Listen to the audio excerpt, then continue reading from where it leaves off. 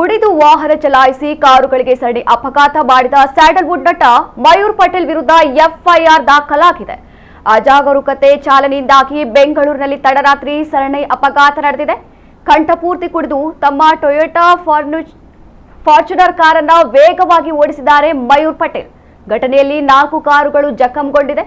ಘಟನಾ ಸ್ಥಳಕ್ಕೆ ಹಲಸೂರು ಸಂಚಾರ ಪೊಲೀಸರು ಭೇಟಿ ನೀಡಿ ಪರಿಶೀಲನೆ ನಡೆಸಿದ್ದಾರೆ. ನಂತರ ನಟನನ್ನ ವಶಕ್ಕೆ ತೆಗೆದುಕೊಂಡು ಡಿಡಿ ತಪಾಸಣೆ ನಡೆಸಿದಾಗ ಪಾಸಿಟಿವ್ ಬಂದಿದೆ. ಜಖಂಗೊಂಡ ಕಾರು ಚಾಲಕನಿಂದ ಅಪಘಾತದ ಬಗ್ಗೆ ದೂರು ನೀಡಲಾಗಿದೆ. ಈ ಸಂಬಂಧ ನಟನ ವಿರುದ್ಧ ಹಲಸೂರು ಸಂಚಾರಿ ಪೊಲೀಸ್ ಠಾಣೆಯಲ್ಲಿ ಎಫ್ಐಆರ್ ದಾಖಲಾಗಿದೆ.